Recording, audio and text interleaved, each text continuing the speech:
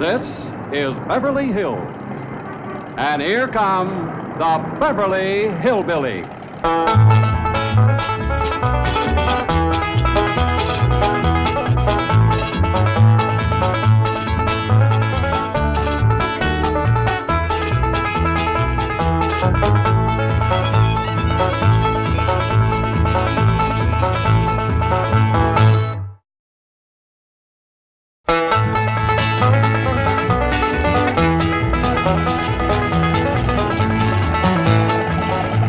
Come on, let's find that house we bought. House they bought? In Beverly Hills? Whoa, wait a minute, hold it. How could a bunch of hillbillies possibly buy a mansion like this? Let's take them back to their home and see how this whole thing started.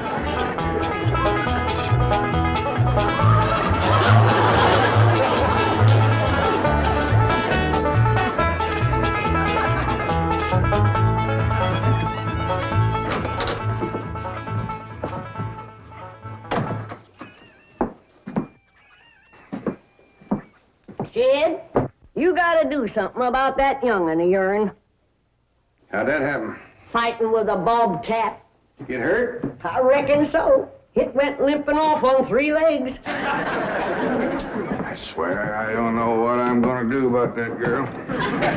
Well, the first thing to do is to get her into a dress. She's getting too big to be wearing man's duds. Looky here. She's done popped the buttons off of her shirt again. Well, Ellie Mae carries herself proud, with her shoulders throwed back. It ain't her shoulders that's popping these buttons. Fully growed up, rounded out, female woman. Time she started acting like one. Well, one of these days, some boy will come along and start courting her. They came courting when she was 12. What did she do? She whopped the tar out of him. Well, it ain't fitting. Girl running around as wild as a cougar, wrestling, fighting, and hunting. She ought to be doing woman's work. Helping me with the steel. Yeah, real? I'll speak to her. Oh, that reminds me. Better go down and stomp out the fire under that mess. Hold on now, Granny. You ain't gonna stomp out no fire like that, are you? Huh? Oh, of course not. Don't want to burn my shoes. Pa? Granny, somebody open the door. Howdy, Pa. What you got there? Stranger, Where'd you get him? I beat him with a rock. What for? He was skulking around down by the slough. Figured he might be a revenuer. He ain't no revenuer. Then can I keep him? Of course not. Well, I caught him. Don't matter. Well, he won't be no trouble. I could keep him out in the smokehouse. Ellie Mae, you can't keep people like they were dogs and cats. Ooh, ooh, ooh, ow, ooh, that hurts.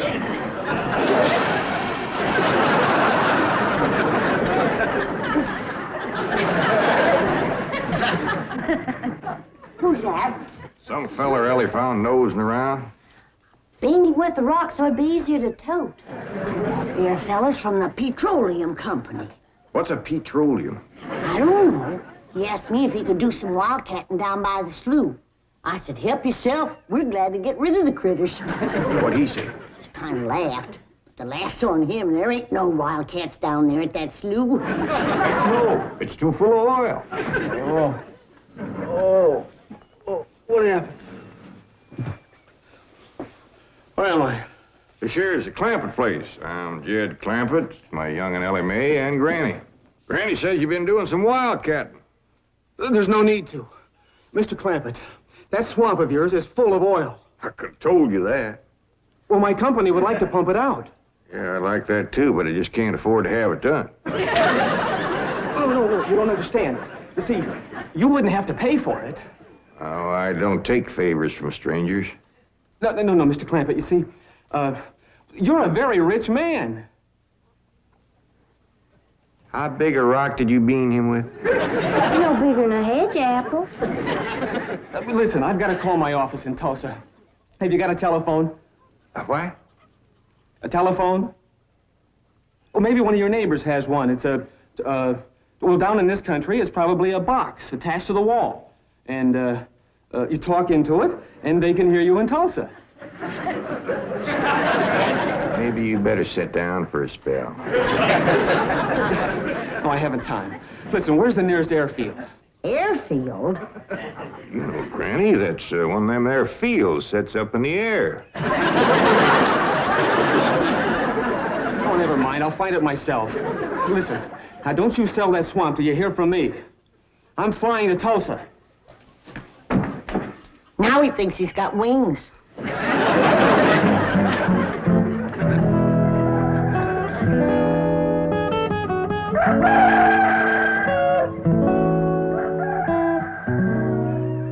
Morning, Granny. Watch them buttons, child. Granny! Them pigs of yours got into the corn. Did they drink much? I reckon they did. This here little fellow was kicking blue blazes out of the mule. That's the trouble with razorbacks. They such a mean drunk.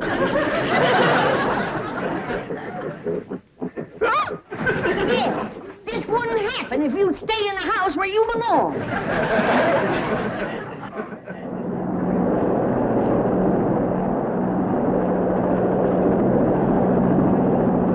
There it is, Mr. Brewster.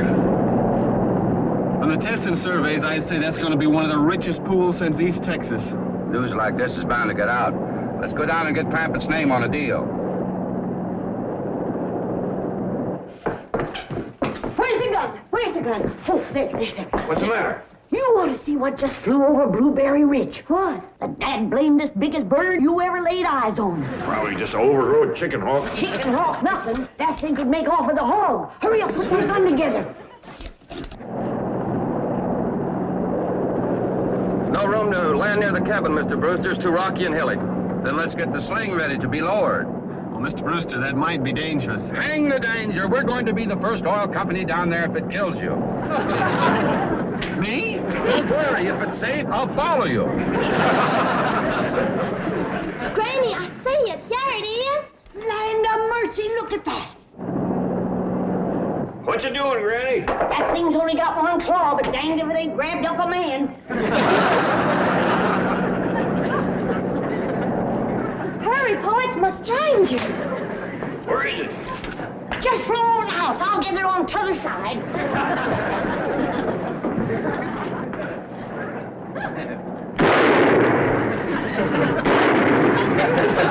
You kill it, Granny? No, but I made it drop that stranger.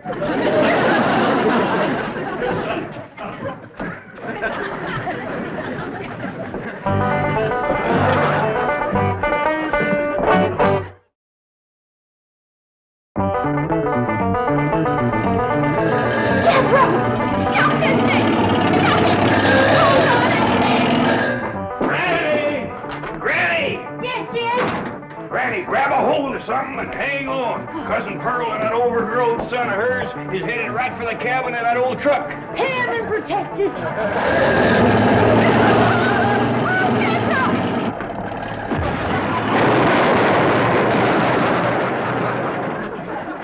Did they hit us, Jed? No, but I think they sure want the chicken house. Oh, Jed, I'm sure sorry about the chicken house, but nobody got hurt. Jeffro, I told you to get rid of them worn-out brakes. I did, Ma. That's how come we ain't got none. Get on out and lift the chicken house back on its foundation. Jed? Yeah. Jed, Ellie Mae came running over to my place, and she said you sold the swamp to some oil company. Well, yeah, I guess I did.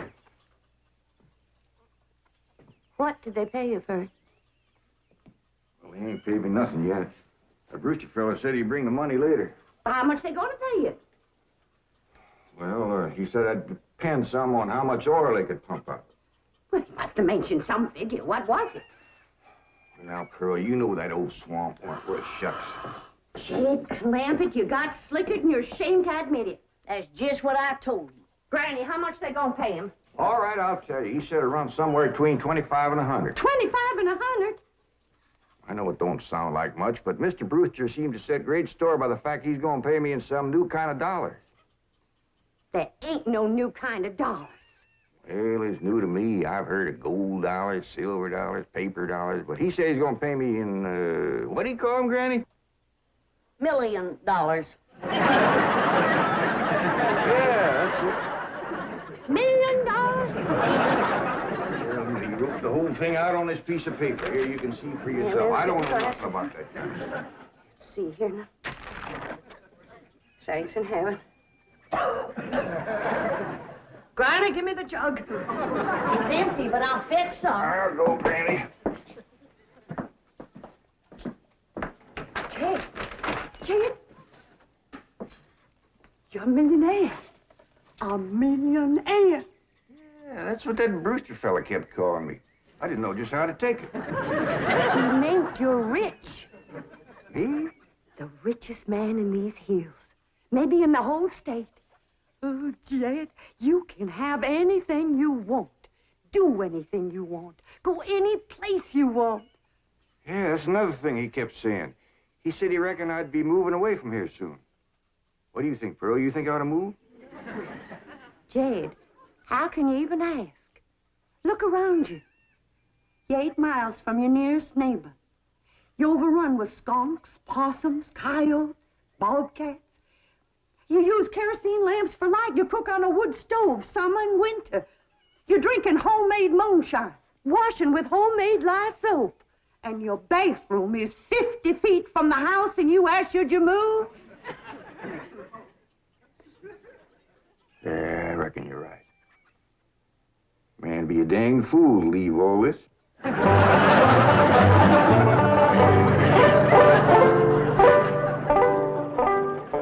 Oh, there you are, Jed. You misunderstood me. I meant you should move away. And you know where I'd go if I was you? Where? California. California? Yes, sir. Beverly Hills, California. Jed, remember the time that your pa took us to Eureka Springs to see the movie picture? Yeah. Well, the actors that make them movie pictures live in Beverly Hills. Go on. Yes, sir. Well, doggies. Wouldn't that be something? Living in the same neck of the woods with old Tom me. It sure would. And we could come visit you. You know what else they say about California? What? It don't get cold out there. What don't get cold out there? Nothing don't get cold out there. They don't have no snow or no ice. Can't they bring some in? They don't want it. That's why'd be so good for Granny. Remember last winter when she slipped on the ice and broke her hip? Yeah, poor old woman. She was limping for 2 days. Well, that couldn't happen in California because they don't have no ice. How come?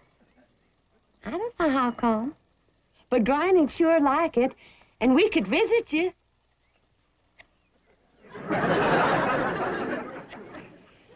You know what else they say about California? Maybe Jethro'd know how come there's no ice. He's going to school. We could ask him. Jethro, Yeah, Ma. come on over here. Speaking of school, Ellie Mae could get herself a fine education out there in Beverly Hills. Yeah, Ma? Your rich uncle's got a question he'd like to ask you. What rich uncle, Ma? Your rich Uncle Jade. Jethro? How come there's no ice in California? Don't look at me. I didn't take it. You big dumb. Well, I didn't, Ma. Oh, get out of here. Well, you always... I didn't mean... I was saying, Jed, folks claim California's got it all beat. Why, things grow twice as big out there. Jethro would be a whopper, wouldn't he? He could help you move. He's awful handy at lifting and toting, and he could drive you out in my truck. I'll tell you what, Pearl. I'm gonna have to study on this. When that Brewster fella comes back, I'll ask him what he thinks. Well, your cousin is right about that, Mr. Clampett. Beverly Hills is a choice residential area, and lots of millionaires do settle there. Folks like me, huh? Well, millionaires. And movie stars, too. Oh, yes, yes. Is Tom Mix there? No, I'm afraid Mr. Mix is dead. Oh? Oh, yeah. What's the matter with me? Remember, Pearl, he got shot at the end of that picture. Well, there are plenty other movie stars, and that's where Jed wants to live. Ain't it, Jed? I do like the notion of living in the hills. Never could stand flat country. Mr. Clampett, I think it only fair. That is, well, I think you may have a wrong idea about Beverly Hills. Is that where you live? No, my home is in Tulsa. Well, say, maybe you could get us a place there in your neighborhood. Mr. Clampett, let's not beat around the bush. You will love Beverly Hills. Then that's it. Can you steer Jed onto a good place? No, I can get the bank out there to handle it for him. He'd like a nice big place with plenty of room for his kinfolk to visit him. I would like a nice, roomy place if I could afford it. Oh, Mr. Clampett, with your money, you can afford the Taj Mahal. Okay, I'll take it. Well, no, you see, I was just making a little joke. Oh, well, go right ahead. Well, you see, the Taj Mahal is in India.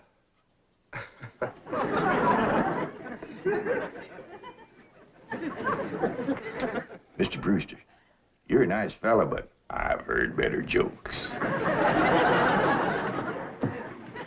Is the foreigner staying to supper? I'm ashamed to say I ain't asked him. How about it? Oh, I don't think so. Oh, no trouble. What you cooking tonight, Granny? Mustard greens and possum innards. Mm-hmm. Did you hear that, Mr. Brewster? Very clearly. Want to change your mind?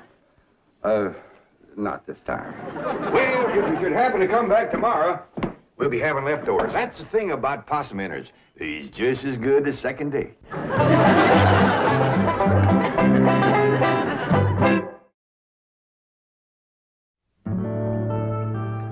Ellie, if old Duke sits there with you, there ain't gonna be room for Granny. Oh, that's all right, Paul. Granny ain't gone. Who says she ain't? She says she ain't. That's right, Uncle Jed. She's just sitting on the back porch in her rocker, and she says that's as close to California as you're gonna get her. We'll see about that. Dang if I ain't got me the muliest women folk. We ain't never gonna get there.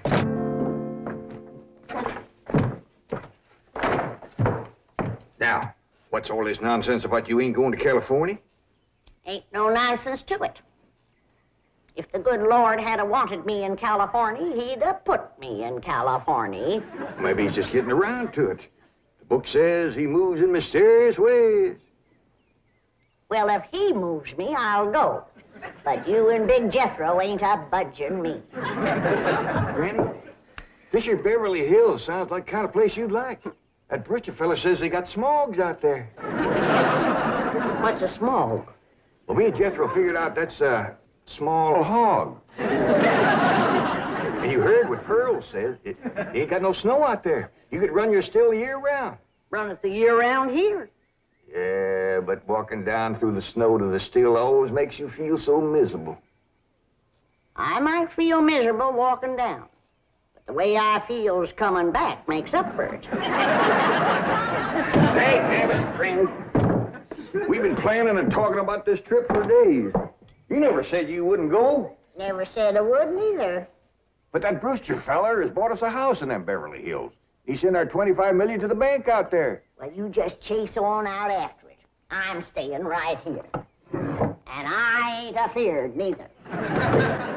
Granny, I ain't leaving you here alone. And I ain't a budging out of this rocker.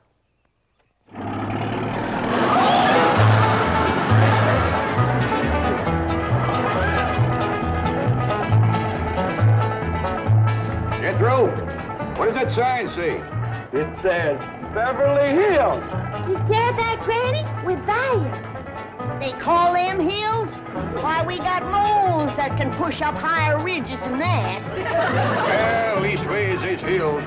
We'll be among our kind of folks.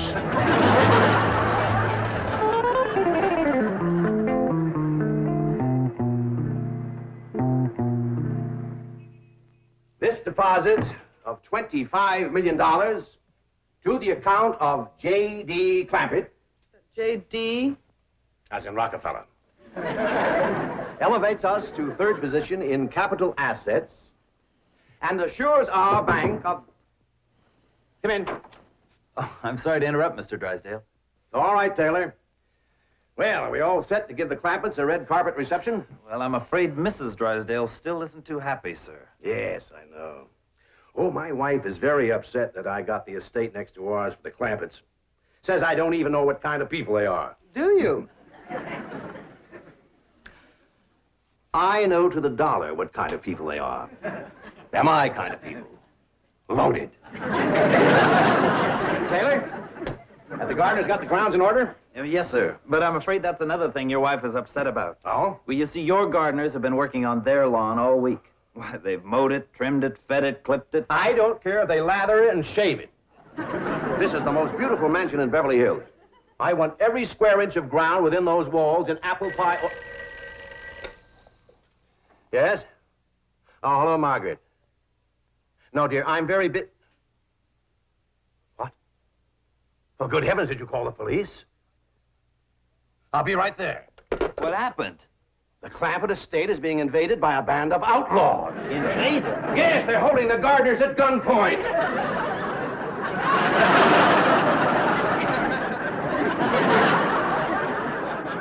Sure is lucky we come along when we did. That's the truth. The way they were slipping through that gate, another 5 minutes and that whole darn prison would have been empty. Jethro, you sure that's a prison? Yeah, Uncle Jed. I seen pictures. Only thing is, how come there ain't no guards on them walls? Probably done them in with them knives and things. These killers if I ever did see any. Fine neighborhood we's moving into. You hear that? Hot diggity, there's bobcats in these hills. Them sirens! Somebody's calling the law. I reckon they's gonna be mighty grateful for what we done. Folks out here has got a strange way of showing they're grateful. You've locked up one of the richest men in the country. Mr. Clampett, I don't know how to apologize. I am deeply humiliated. What have you cutthroats done with J.D. Clampett? I'm Jed Clampett, and I'd appreciate it if you let go of my Sunday shirt. You're J.D. Clampett, the oil millionaire? Yep. This here's my nephew, Jethro. Howdy. Quickly, man, unlock this cell. Mr. Clampett, on behalf of the entire city of Beverly Hills, I extend our deep and humble apologies for this unfortunate and embarrassing incident. Oh, I'm Milburn Drysdale, president of the Commerce Bank of Beverly Hills. My car is waiting to take you and your family to your new home. We want you to know how happy we are to have you, your handsome nephew, your lovely daughter, and your beautiful mother. Wait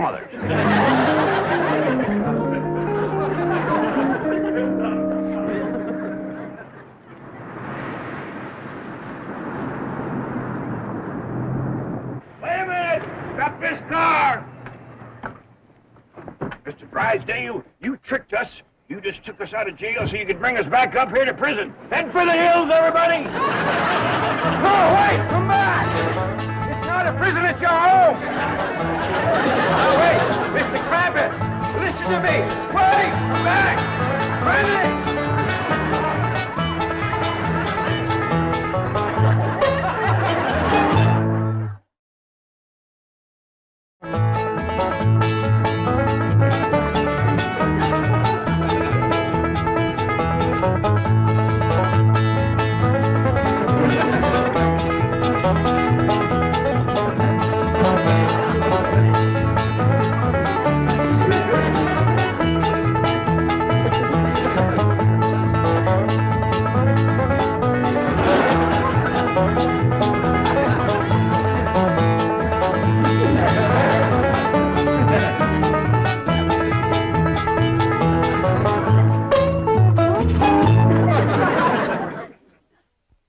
This has been a Filmways production.